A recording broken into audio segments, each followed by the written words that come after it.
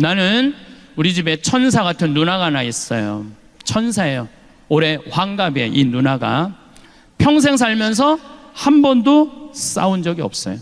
그리고 우리 첫째 형, 둘째 형도 평생 한 번도 싸운 적이 없대요. 실질적으로 우리 어머니도 천사라고 그러고 모든 사람들이 다 천사라고 그래요. 더욱이 내가 신학교 막 들어갔을 때 어머니 아버지 성당에 안 다니셨어요. 물론 누나도 성당에 안 다녔죠. 방학 때 가방을 싸들고 집에 가면은 어머니가 이렇게 말하십니다. 어딜 집에 들어오느냐고. 너 같은 자식 둔 적 없다고. 나가라고.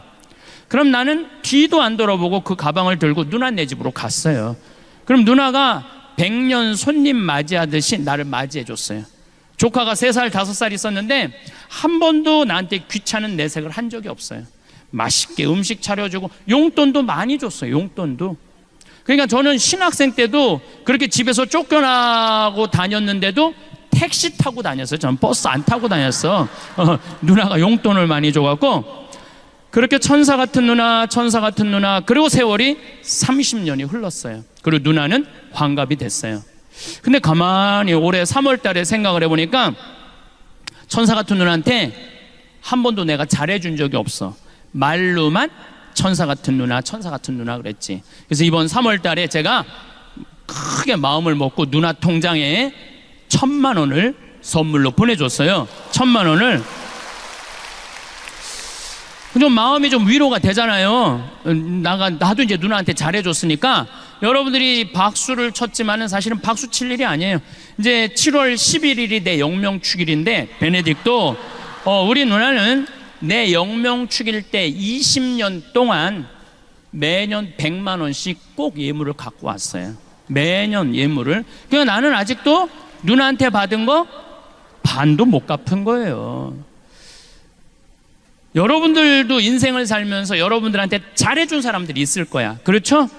네. 부모든 형제든 친척이든 아니면은 성당 같이 신앙생활 하는 사람이든 크게 베푼 사람들이 있을 거예요. 그렇다면은 그런 사람들한테 고마운 사람 그러다가 그 사람 죽어갖고 초상집에 가서 통곡하고 울지 말라는 거예요. 정말 고마우면은 이스라엘 성지순례 티켓을 하나 끊어주든지 아니면은 이미자 콘서트 티켓을 하나 끊어주든지 표현을 하라는 거예요. 표현을 하라는 거예요. 그리고 왜 우리가 죽는 게 억울하느냐 하면은 살아있을 때는 아무것도 안 하다가 꼭 내가 70이 돼갖고 암에 걸리면은 이 사람들 이렇게 말해요. 나는 억울해서 못 죽는다고. 살아있을 때는 아무것도 안 하다가 암 딱 걸리면 그때부터 사는 게 소중한 거야. 그러니까 암에 걸려갖고 사는 거 소중하지 말고 암 걸리기 전부터 소중하게 사세요. 먹고 싶은 거 있으면 사 먹고 여행 다니고 싶으면 다니고. 저는 6년 전 4월 6일 날 위암 수술을 했어요. 위를 3분의 2를 잘라냈어요. 물론 큰 수술은 아니었어요. 3분의 2를 잘라냈지만 위치가 정가운데였기 때문에 위로 5cm 아래로 5cm를 잘라야 된대요. 그러니까 우리가 위가 15cm 정도 된대요. 그러니까 10cm는 잘라내야 되니까 위로 5cm 아래로 5cm 잘라내야지 전이가 안 되고 그런다니까. 뭐 자르라고 그랬어요. 뭐 괜찮지 뭐 산대는데 그거 10cm 잘라내는 거 어때? 잘라내라고 그랬어요.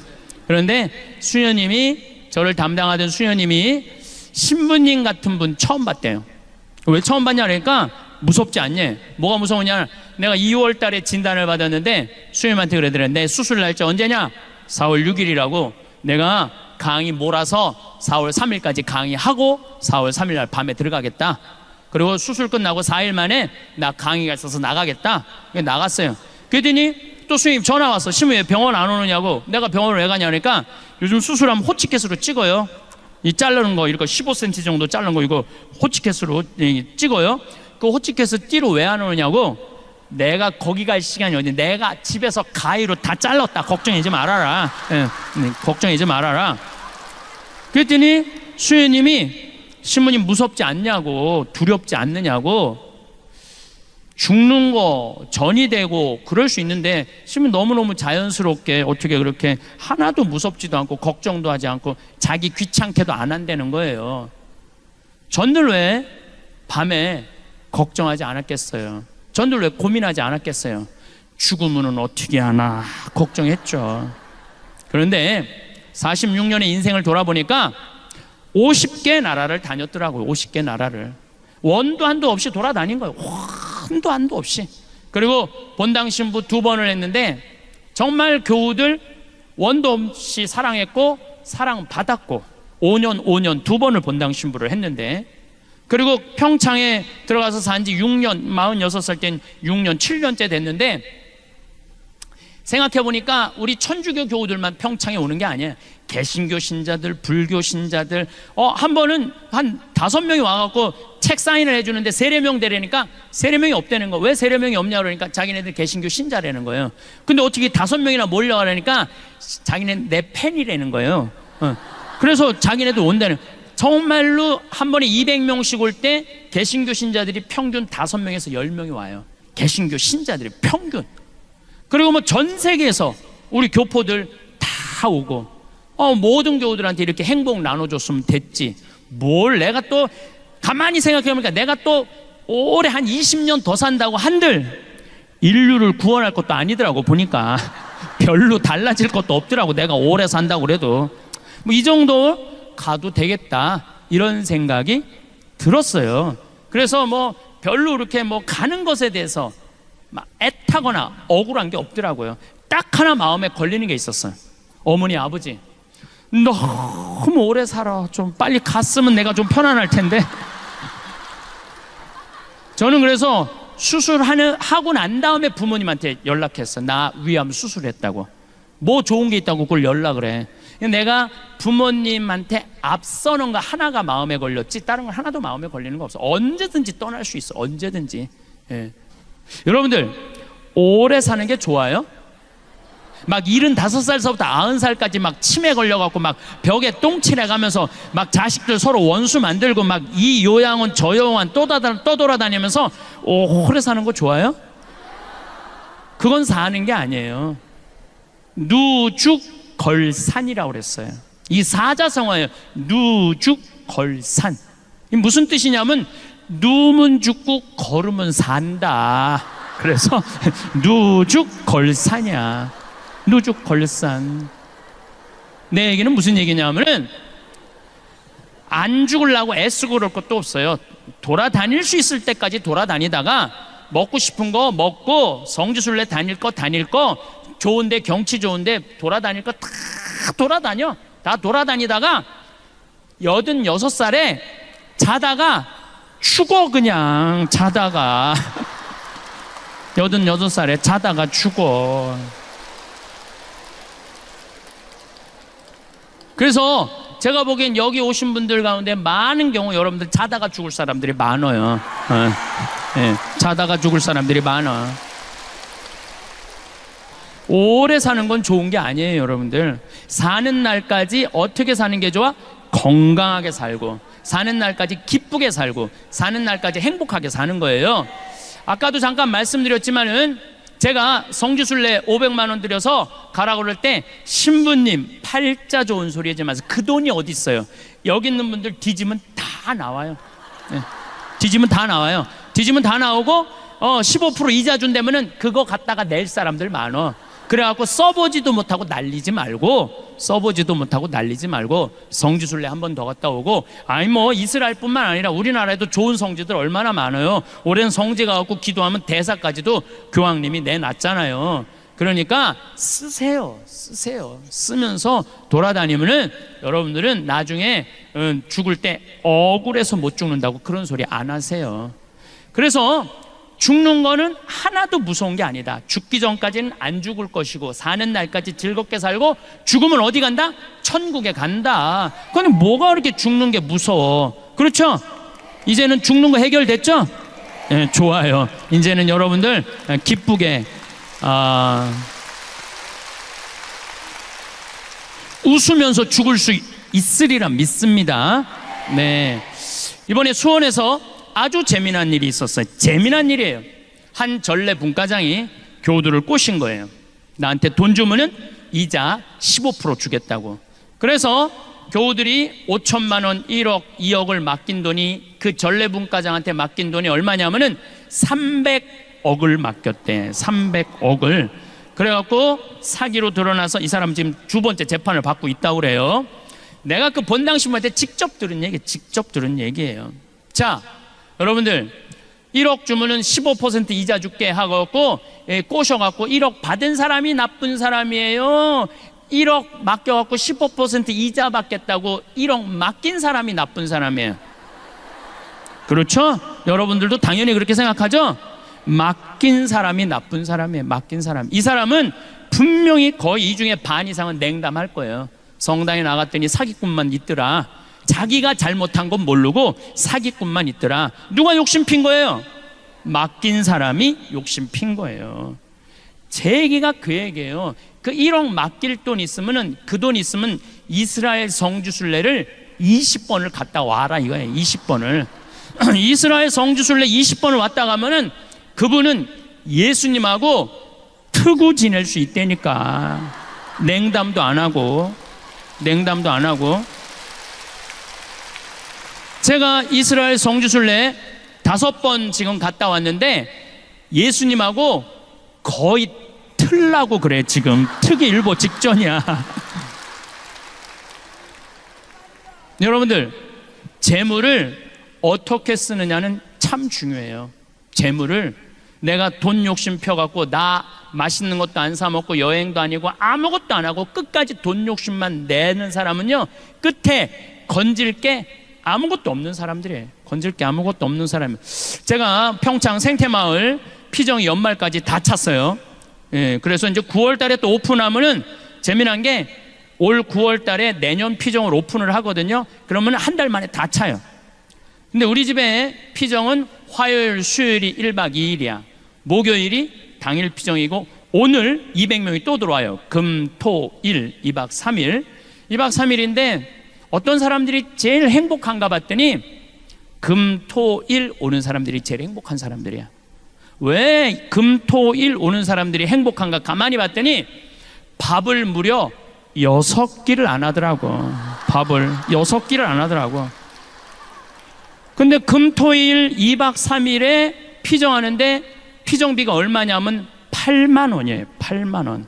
8만 원에 이틀 밤 자고 6끼 밥 먹고 두부 만들고 찰떡 만들고 또 보니까 이분들이 새벽에 아침에 일어나갖고 럭셔리하게 산책을 하더라고. 럭셔리하게. 또 아침 먹고도 얼마나 우아하게 커피를 마시는지 몰라. 왜 그런가 했더니 설거지를 안 하잖아. 설거지를. 그러면은 60년, 70년 사신 분들, 가만히 보면은 여기 계신 분들 60년, 70년 살았다면 여러분들 보통 한 집에서 40년 살림살이 하신 분들이에요. 그러면은 살림살이 하는 주부가 한 달에 노동 가치가 300만 원이래. 300만 원. 그러면은 10년이면은 3억이에요. 40년이면 12억 원어치 일을 한 거야. 12억 원어치 일하고 그 자기를 위해서 8만 원을 못 써? 벌벌 떨고 이거 아까워서 이거 가나마나. 그게 인생을 헛사는 거예요. 그런 분이 딱 암에 걸려갖고 나 인생을 돌아와서 나 억울해서 못 죽는다. 난 고생만 했다. 난 그런 사람들이 안타깝다는 거예요. 호강하려면 언제?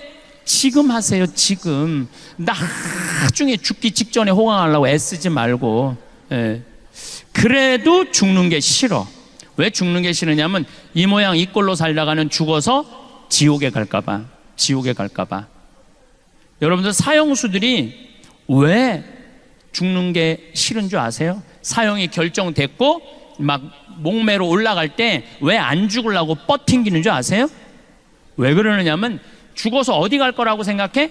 지옥에 갈 것 같아갖고. 지금 살아있을 때는 천당 지옥이 결정되지 않았잖아요.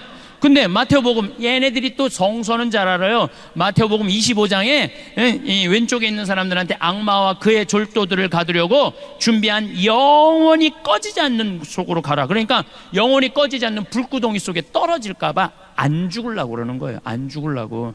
근데 92년에서부터 97년 사이에 죽었다 살아난 사람이 미국에서 무려 1,500만 명이에요. 1,500만 명. 작년에 한국에서 죽었다 살아난 사람이 몇 명이냐면 680명이에요. 공식적으로 국가에서 발표한 거예요.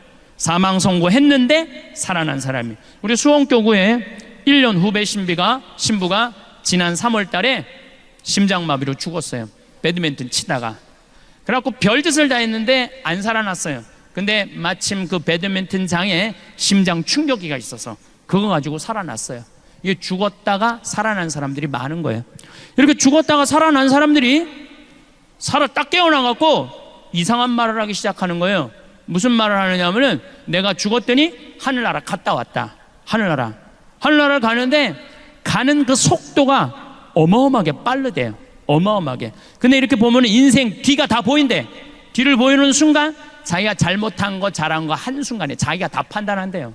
그러니까 하느님이 심판하는 게 아니야. 예수님이 그랬죠. 내가 심판하는 게 아니라 내 말에서 나오는 말씀이 심판한다고 그랬잖아요. 그 말씀에 따라서 한 사람은 천당 가는 거고 자기가 알아. 여기도 다 자기가 알아. 다 알아. 다. 남은 몰라도 자긴 다 알아. 자기가 올라가면서 결정한대요. 올라가면서.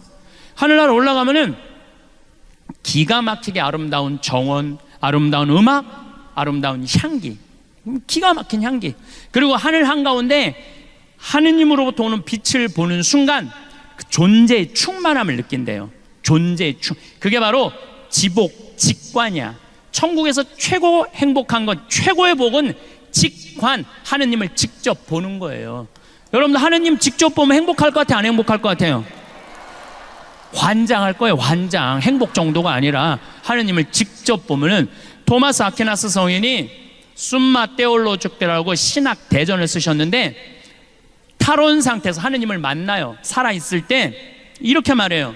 내가 하느님에 대해서 알고 있는 건 지푸라기에 불과하다고. 하느님을 만나보니까 무한하고 어마어마한 분이라고. 나는 더 이상 살고 싶지 않다고 탈원 상태 3개월 후에 죽어요.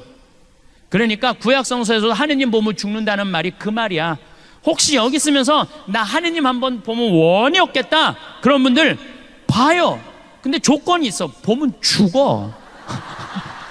너무너무 좋아갖고 이 세상 사는 게 사는 재미가 하나도 없다니까요.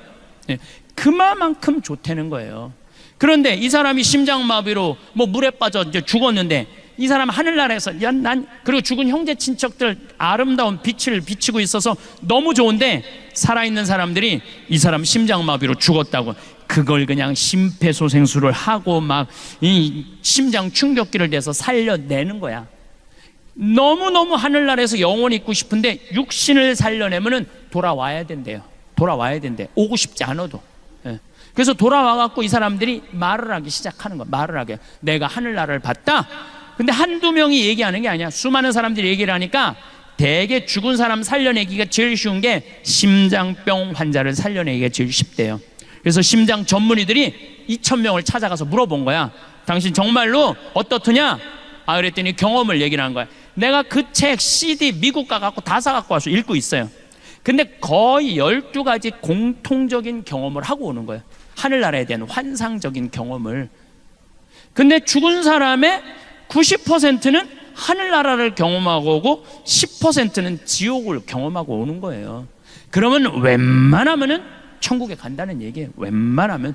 아니 여기 강의 듣겠다고 지금 이 더운 날 그냥 여기까지 그냥 여기 와갖고 하루 종일 피정에 참가하고 어제부터 오신 분들, 여러분들은 지옥에 가고 싶어도 못 가요. 나는 확실히 그렇게 믿어요.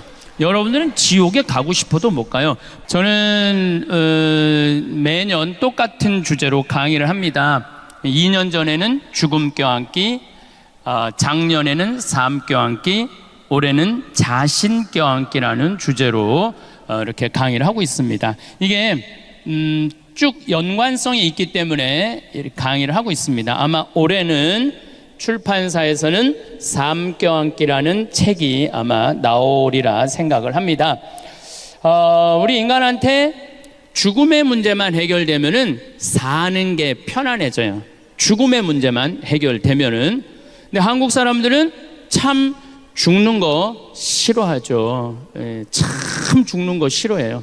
어떻게 해서든지 안 죽으려고 그래요. 어떻게 해서든지 안 죽으려고. 만약에 우리 동네에 공동묘지가 들어온다면은 난리도 아니에요. 띠두르고 결사반대, 여기 빨간 뭐 글씨 쓰고 뭐 6.25는 난리도 아니에요. 반대하는 거 보면은. 근데 유럽이나 미국에 가보면은 공동묘지가 다 동네 한가운데 있어요. 제가 외국에 이렇게 강의를 가보면은 뭐 필라델피아에 한번 간 적이 있었는데 공동묘지를 하루에 10번도 더 보는 거예요. 계속 동네 한가운데 있으니까 일리가도 보이고 전리가도 보이고 공동묘지를 안 볼 수가 없더라고요. 그러니까 죽음이라는 것이 멀리 있는 게 아니라 생활 가운데 있는 거죠. 그래서 그 사람들은 죽음에 대해서 이렇게 막 몸서리 쳐지게 거부하는 내용이 아니라 죽음은 우리 가까이에 있는 거구나, 그런 생각을 하시는 것 같아요. 그런데 우리나라 사람들은 만약에 우리 집안 식구에 누가 암이 걸렸다 그러면은 그 집은 벌써 초상집이야. 초상집. 그 집은 또 본인이 암에 걸렸다 그러면은 이미 죽음을 땡겨서 이미 거의 죽어 있는 상태야. 본인이 암에 걸렸다는 표정을 봐도 보면은.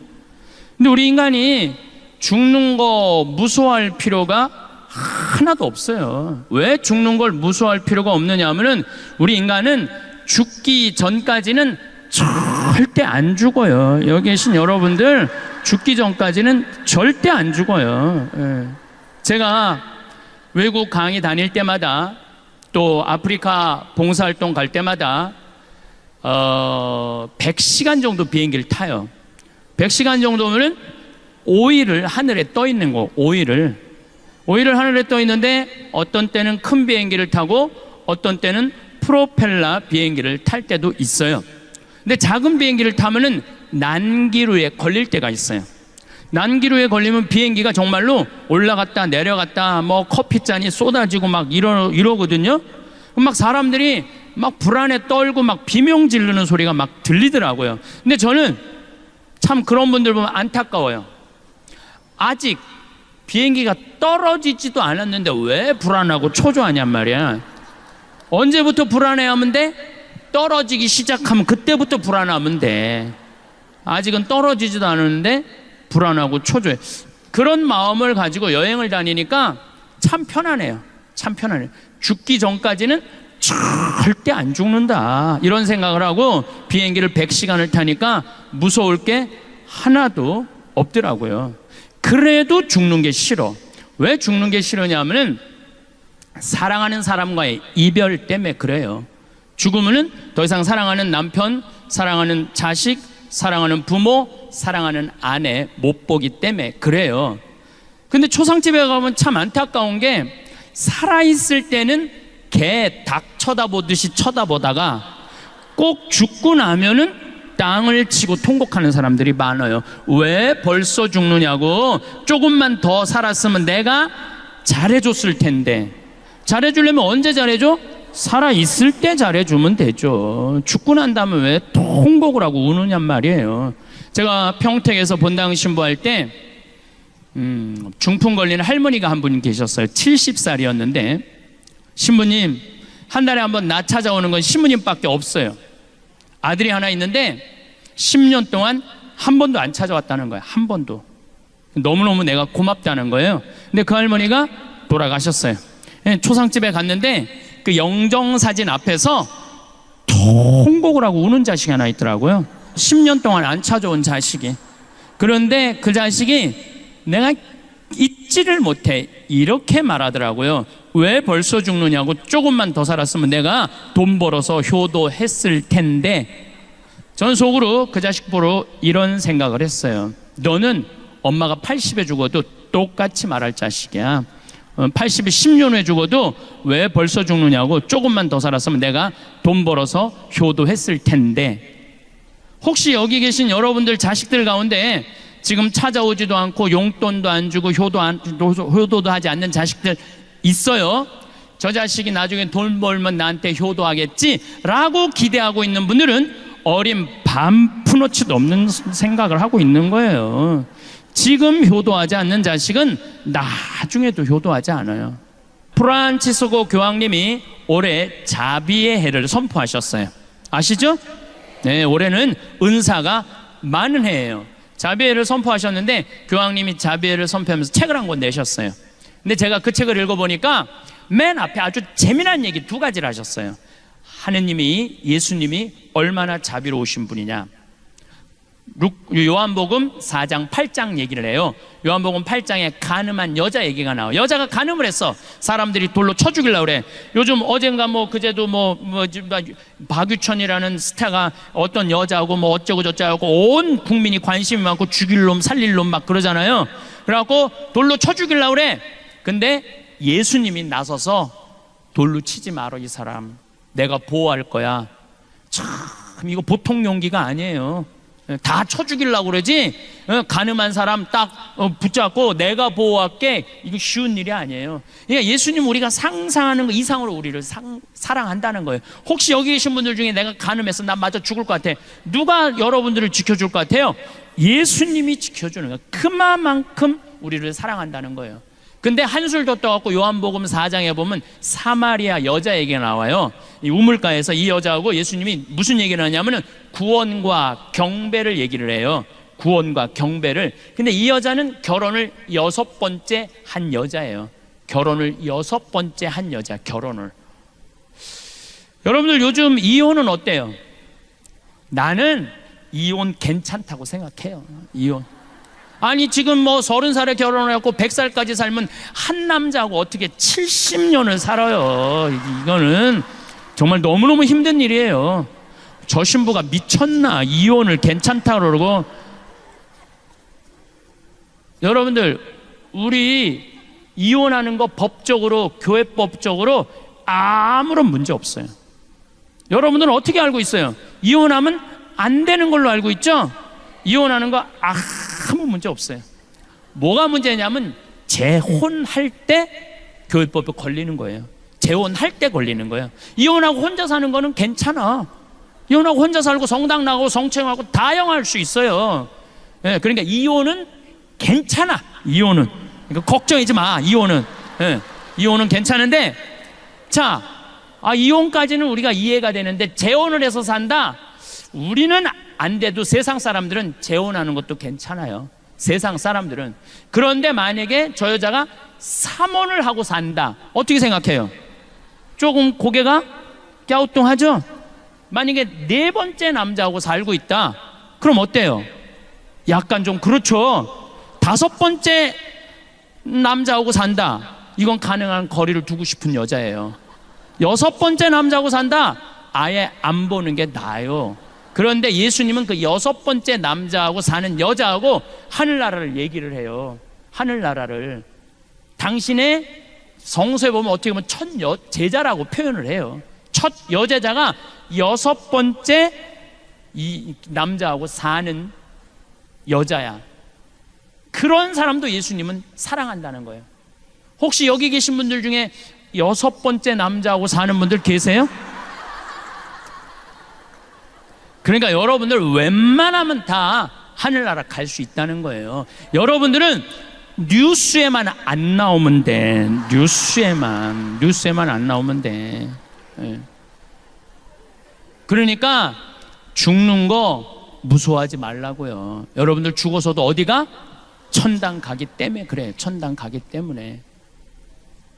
제가 2년 전에 그 죽음 껴안기라는 주제로 강의를 했을 때 많은 편지를 받았어요. 신부님, 우리 아버지가, 우리 어머니가 돌아가시면서 정말로 신부님 말씀대로 웃으면서 죽었다고. 왜? 어떤 희망을 가지니까? 죽음은 위대한 여행의 시작이에요.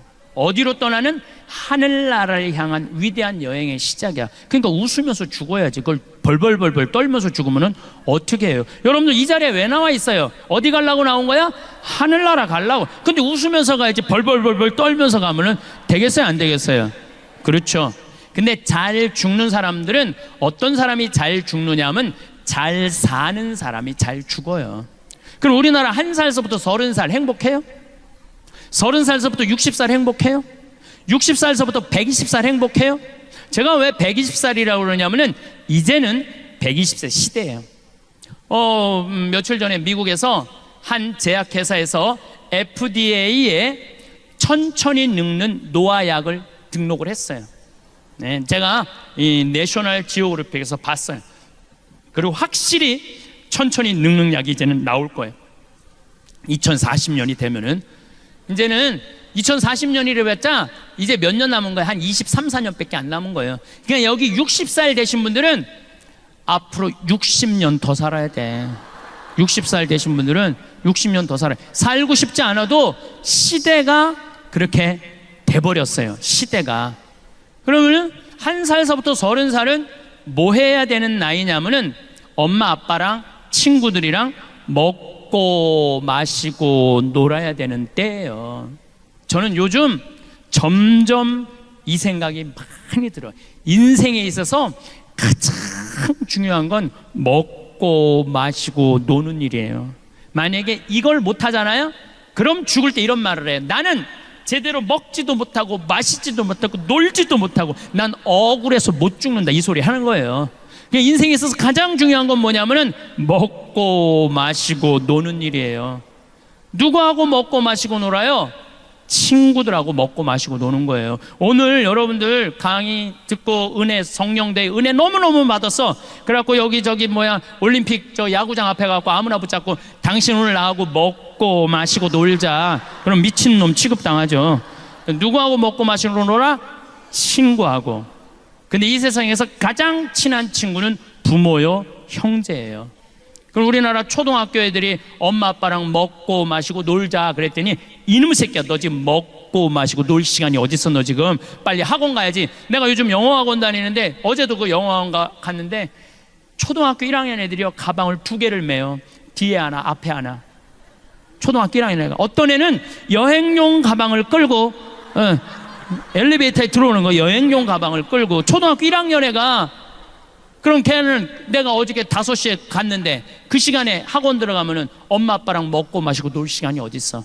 그렇게 초등학교, 중학교, 고등학교, 대학교 스펙 쌓는데 집에도 안 들어와.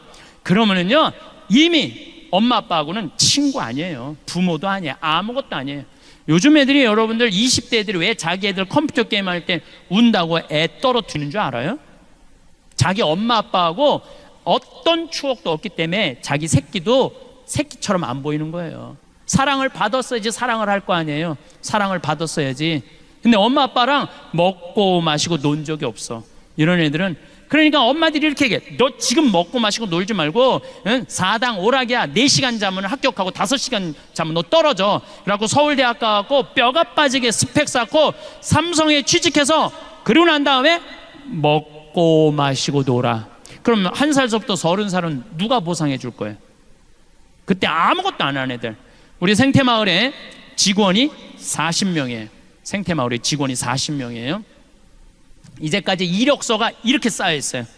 200명 정도가 왔다 갔어요. 200명 정도가. 근데 참 놀라운 거는요, 우리 집에 며칠 전에도 이화여대 나온 친구 왔다가 3일 만에 갔어요. 또 연대에 나온 사람 일주일 만에 갔어요. 서울대 원서는 사람 하루 만에 갔어요. 가만히 보니까 우리 집에 와갖고 이 생태마을에서 행복하게 직장 생활하는 사람들 또 환경을 보니까 다른 거 하나도 없어.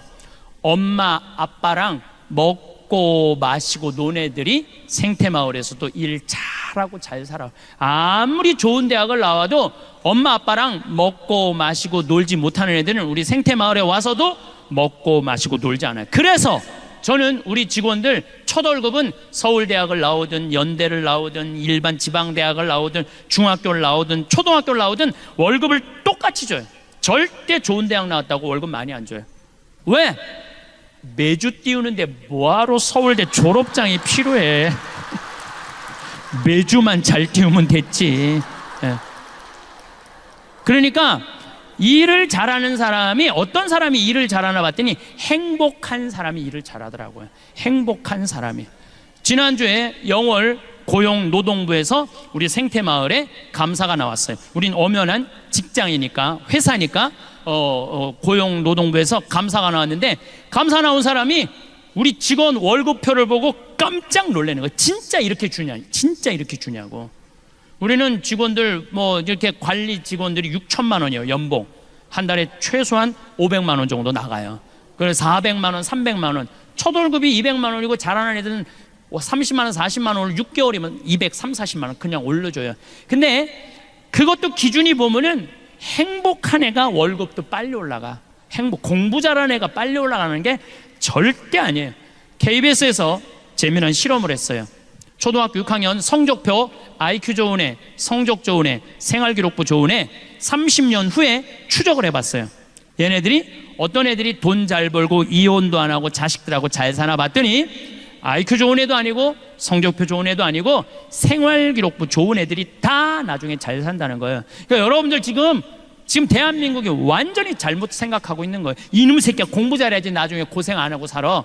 다 공부 잘하는 애들 다 고생하고 살아요. 고생 안 하는 애들은 그중에 5% 요새 최은영 무슨 검사 뭐 이런 사람들 보면 똑똑한 놈들도 지금 감옥에 가는 놈들 많아요. 행복한 애고 머리 나쁜 애들은 감옥에 가고 싶어도 못 가요. 걔네들은 감옥에 가고 싶어도 못 가요. 그러니까 지금부터 자식들을 행복하게 키우고 싶으면은 어떻게 해야 되느냐 하면은 애들을 먹고 마시고 놀면 돼요. 1억 신축금 1억 내라면 벌벌 떨다가 15% 이자 준다면 떨커덕 맡기는 그런 어리석은 짓 하지 말고 그 1억 가지고 먹고 마시고 노세요.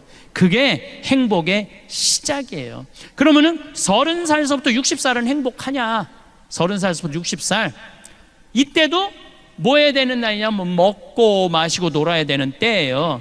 여러분들 제가 늘 말씀드리지만 여행은 가슴이 떨릴 때 가야지 다리가 떨릴 때 가면 안 돼요. 그럼 언제 가야 돼? 이때 가야 돼. 30살서부터 60살에. 근데 이때 많은 엄마들이 이렇게 말합니다. 엄마는 안 먹고 안 마시고 안 놀아도 돼. 오로지 너 하나 출세하는 게 엄마의 기쁨이고 행복이야. 이렇게 말하는 엄마들 많아요. 뻥이에요. 무슨 자식이 출세한다고 여러분들 행복할 것 같아요? 그것도 어린 반푼어치도 없는 소리예요. 네 출세가 엄마의 기쁨이야. 이렇게 말하는 분들 참 많아요. 어떤 아버지가 딸을 서울대학 졸업시켜서 삼성에 취직시켜서 서울로 보냈는데 이게 잘난 척하고 남자 알기를 우습게 알고 시집 안 가고 노처녀로 혼자 사는 거야. 서울에서 오피스텔 얻어서 설날 딸이 왔어요.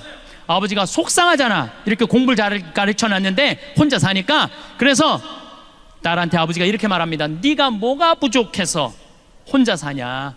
시집 좀 가라. 그랬더니 아버지가 딸이 아버지를 쳐다보면 아버지 한심한 소리 하지 말라고. 뭐가 한심한 소리? 요즘 시집 가는 게 얼마나 힘드냐? 힘든 줄 아느냐? 그랬더니 아버지가 뭐가 시집 가는 게 힘드냐? 그랬더니 딸이 한다는 소리가 아버지 대통령도 못 간 시집을 내가 어떻게 가? 생각해보니까 대통령도 시집도 안 가고 막 아프리카로 막 중동으로 이리 뛰어다니고 저리 뛰어다니고 대통령 얼굴이나 못생겨서 얼굴도 이쁘장한데 대통령도 시집 못 가는데 내가 어떻게 시집을 가? 그러니까 가만히 생각해보니까 이 딸한테 또 밀릴 것 같아. 그래서 한마디 더 합니다. 아버지가 그럼 너 대통령이라도 해보라고. 그랬더니 또 딸이 아버지를 한심한 눈으로 쳐다보고 한다는 소리가 아버지가 대통령을 했어야지 나도 해볼 거 아니야.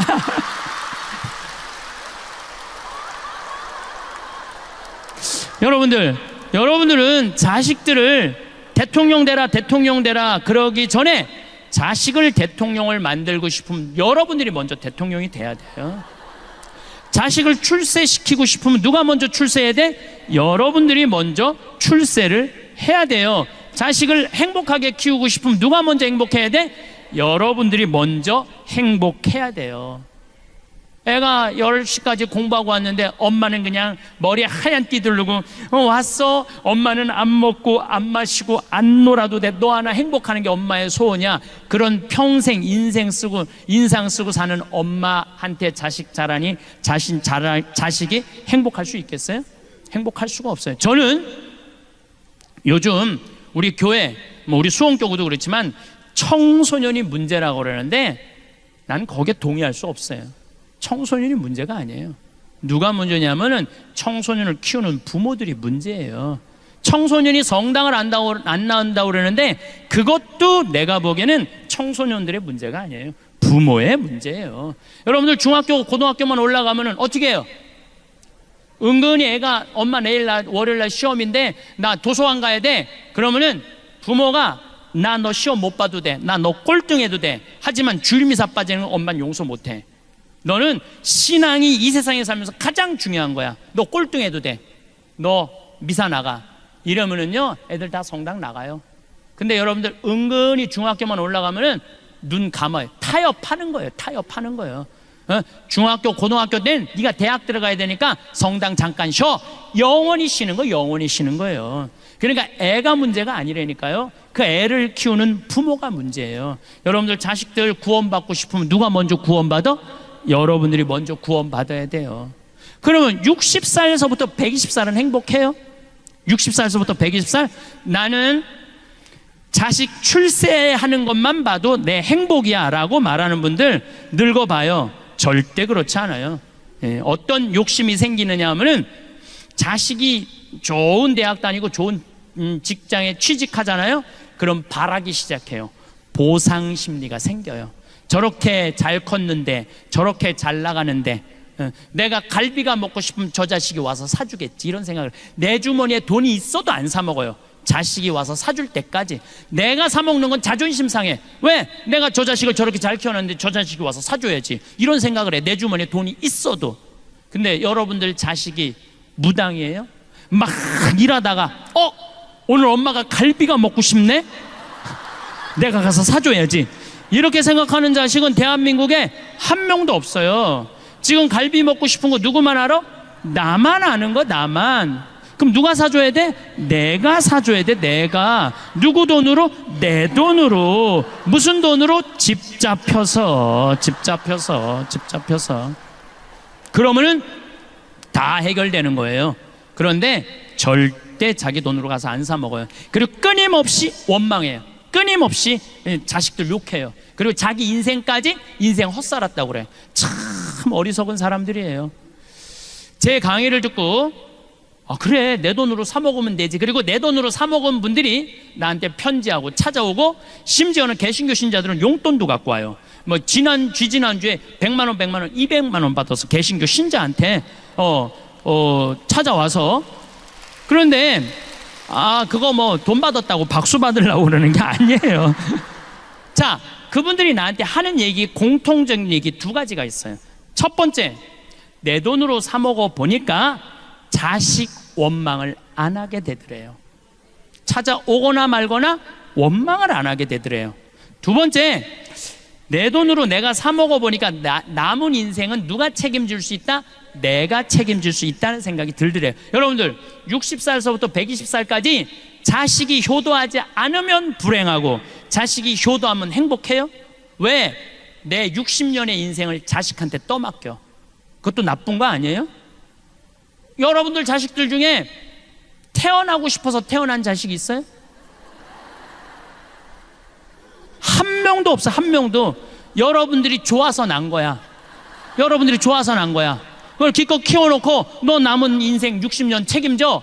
얼마나 이기적인 생각이에요. 키워놓고 자립할 수 있으면 그걸로 끝내야 돼. 남은 인생은 누가 책임져야 돼? 내가 책임져야 되는 거예요.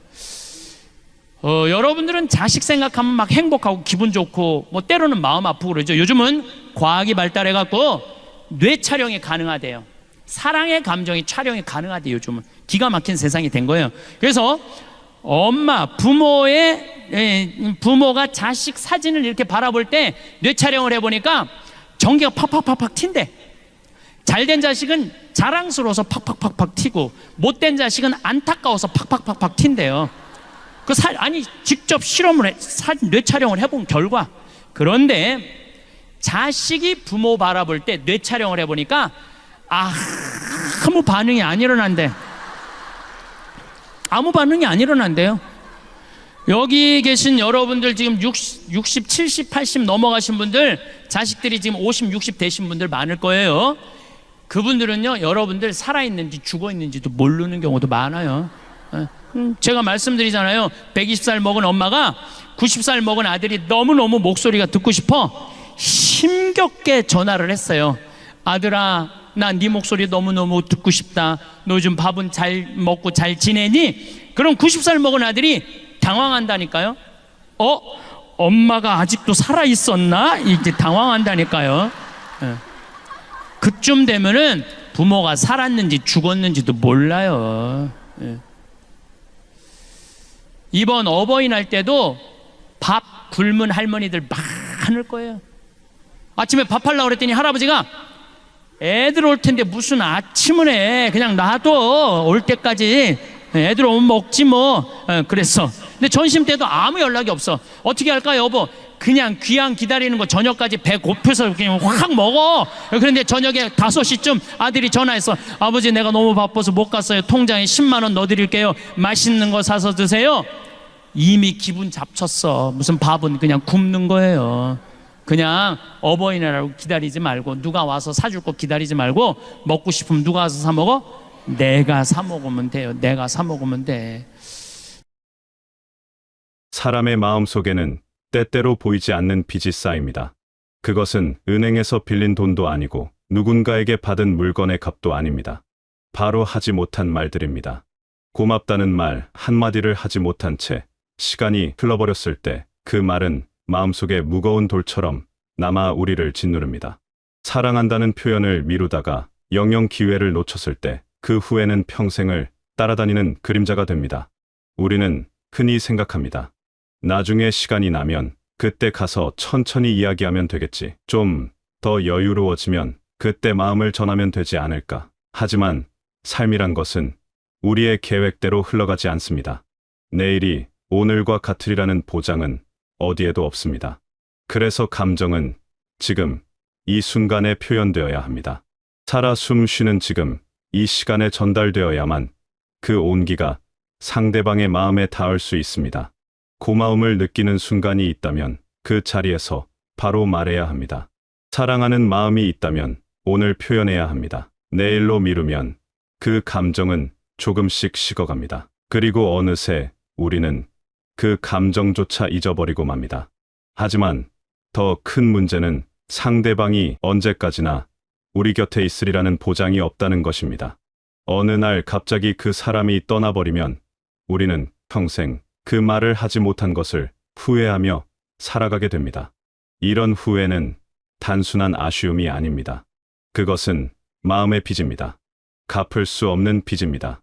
이 빚은 우리의 마음을 무겁게 만들고 때로는 우리 자신을 용서하지 못하게 만듭니다. 그래서 우리는 살아있는 지금 이 순간에 충실해야 합니다. 현재의 관계에 진심을 다해야 합니다. 내일이 아닌 오늘 사랑하는 사람들에게 마음을 전해야 합니다. 그런데 여기서 한 가지 더 깊이 들여다봐야 할 것이 있습니다. 우리가 누군가에게 고마움을 표현하고 사랑을 전하는 것도 중요하지만 그에 앞서 우리 자신의 마음을 돌보는 일도 중요합니다. 많은 사람들이 자신의 행복을 다른 사람에게 의존합니다. 누군가 나를 사랑해주면 행복할 것 같고 누군가 나를 인정해주면 만족할 것 같습니다. 하지만 이것은 위태로운 방식입니다. 다른 사람이 우리를 행복하게 해줄 수 있다는 생각은 착각입니다. 물론 사랑하는 사람과 함께 있으면 즐겁고 좋은 일이 생기면 기분이 좋아집니다. 하지만 그것은 일시적인 감정의 변화일 뿐입니다. 진정한 행복은 외부에서 오는 것이 아니라 내면에서 만들어지는 것입니다. 우리가 스스로 우리의 감정을 책임질 때 뒤로서 흔들리지 않는 평온함을 얻을 수 있습니다. 누군가에게 기대어 행복을 찾으려는 사람은 언제나 불안합니다. 그 사람이 떠나면 어떡하지? 그 사람이 나를 더 이상 사랑하지 않으면 어떡하지? 이런 두려움은 끝이 없습니다. 그래서 우리는 다른 사람의 사랑이나 인정과는 별개로 스스로 행복할 수 있는 능력을 길러야 합니다. 혼자 있어도 평온하고 아무도 알아주지 않아도 자신을 믿을 수 있는 힘을 가져야 합니다. 이것은 이기적인 태도가 아닙니다. 오히려 성숙한 사람의 자세입니다. 자신의 행복을 스스로 책임지는 사람은 다른 사람에게 의존하지 않습니다. 그래서 더 자유롭게 사랑할 수 있습니다. 상대방에게 무언가를 바라지 않고 그저 함께 있는 것 자체를 즐길 수 있습니다. 이런 관계가 진정으로 건강한 관계입니다. 우리의 감정은 우리의 책임입니다. 기쁨도 슬픔도 화도 모두 우리가 만들어낸 것입니다. 물론 외부의 상황이 우리의 감정에 영향을 줍니다. 하지만 그것을 어떻게 받아들이고 어떻게 반응할지는 전적으로 우리의 선택입니다. 같은 상황에서도 어떤 사람은 절망하고 어떤 사람은 희망을 찾습니다. 그 차이는 바로 내면의 힘에서 나옵니다. 그렇다면 무엇이 우리의 삶을 진정으로 풍요롭게 만드는 것일까요? 세상은 우리에게 끊임없이 말합니다. 성공해야 한다고, 더 많이 가져야 한다고, 더 높은 곳에 올라가야 한다고. 하지만 정작 삶의 마지막 순간에 우리가 떠올리는 것은 그런 것들이 아닙니다. 우리가 기억하는 것은 사랑하는 사람들과 함께했던 시간입니다. 함께 웃었던 순간들입니다. 서로의 손을 잡고 위로했던 기억들입니다. 진정으로 가치 있는 것은 관계입니다. 그리고 그 관계 안에서 나누는 즐거움입니다. 아무리 많은 것을 이루었다 해도 함께 기뻐할 사람이 없다면 그것은 공허합니다. 아무리 높은 자리에 올랐다 해도 마음을 터놓을 사람이 없다면 그것은 외로운 성공입니다. 반대로 평범한 일상이라 해도 사랑하는 사람들과 함께 웃으며 보낸다면 그것만큼 값진 시간은 없습니다. 우리는 때때로 이것을 잊어버립니다. 무언가를 이루는 것에만 집중하다가 정작 소중한 것들을 놓쳐버립니다. 목표를 향해 달려가느라 지금 이 순간의 행복을 외면합니다. 그러다 어느 날 문득 돌아보면 많은 것을 얻었지만 정작 중요한 것은 잃어버렸다는 것을 깨닫게 됩니다. 삶의 가장 단단한 기초는 관계입니다. 사랑하는 사람들과의 유대입니다. 이것이 없다면 우리가 쌓아 올린 모든 것은 언제든 무너질 수 있습니다. 힘든 일이 있을 때 우리를 일으켜 세우는 것은 돈이나 명예가 아닙니다. 바로 곁에서 손을 내밀어주는 사람들입니다. 함께 울어주고 함께 웃어주는 사람들입니다. 그리고 이런 관계를 유지하는 데는 특별한 능력이 필요하지 않습니다. 함께 있는 시간을 즐길 줄 아는 마음이면 충분합니다. 거창한 일을 함께할 필요도 없습니다. 평범한 일상을 나누는 것만으로도 충분합니다. 함께 밥을 먹고 함께 산책을 하고 함께 이야기를 나누는 것. 이런 소소한 순간들이 모여 삶의 가장 큰 행복이 됩니다. 하지만 많은 사람들이 이런 순간들을 미룹니다. 지금은 바쁘니까 나중에 시간을 내겠다고 합니다. 지금은 해야 할 일이 많으니까 나중에 여유가 생기면 그때 즐기겠다고 합니다. 하지만 그 나중은 언제 오는 것일까요? 정말 그 시간이 올까요? 우리는 늘 미래를 위해 현재를 희생합니다. 나중에 더 나은 삶을 살기 위해 지금 참고 견딥니다. 나중에 행복해지기 위해 지금의 즐거움을 포기합니다. 하지만 이렇게 계속 미루다 보면 어느새 인생이 다 지나가 버립니다. 그리고 뒤늦게 깨닫습니다. 행복은 나중에 오는 것이 아니라 지금 이 순간에 있었다는 것을. 미래는 불확실합니다. 우리가 아무리 계획을 세우고 준비를 해도 미래가 우리의 생각대로 펼쳐지리라는 보장은 없습니다. 그런데 우리는 그 불확실한 미래를 위해 확실한 현재를 포기합니다. 이것은 현명한 선택일까요? 물론 미래를 위한 준비가 필요 없다는 말은 아닙니다. 하지만 그것이 전부가 되어서는 안 됩니다. 미래를 준비하면서도 현재를 즐길 수 있어야 합니다. 내일을 위해 오늘을 완전히 희생할 필요는 없습니다. 오늘도 충분히 가치 있는 하루입니다. 오늘도 행복할 자격이 있는 날입니다. 진정한 풍요로움은 언젠가 도달할 목표에 있지 않습니다. 지금 이 순간의 경험에 있습니다. 마음이 뛰는 순간들에 있습니다. 무언가에 푹 빠져 시간 가는 줄 모르는 경험에 있습니다. 사랑하는 사람과 함께 웃는 순간에 있습니다. 이런 순간들이 모여 우리의 삶을 풍성하게 만듭니다. 그러니 행복을 미루지 말아야 합니다. 지금 즐길 수 있는 것들을 미루지 말아야 합니다. 오늘 할 수 있는 감사를 내일로 미루지 말아야 합니다. 지금 표현할 수 있는 사랑을 나중으로 미루지 말아야 합니다. 왜냐하면 우리에게 보장된 시간은 오직 지금뿐이기 때문입니다. 이것이 삶의 지혜입니다. 특별한 것이 아닙니다. 거창한 진리도 아닙니다. 하지만 이것을 실천하는 것이 쉽지 않습니다. 우리는 습관적으로 현재보다 미래를 중시하도록 길들여져 왔기 때문입니다. 지금의 만족보다 나중의 성취를 추구하도록 교육받아 왔기 때문입니다. 하지만 이제는 방향을 바꿀 때입니다. 거창한 목표보다는 일상의 소중함을 알아차릴 때입니다. 큰 성취보다는 작은 행복에 감사할 때입니다. 언젠가의 완벽한 삶보다는 지금 이 순간의 불완전한 삶을 사랑할 때입니다. 이런 삶의 태도는 우리를 자유롭게 합니다.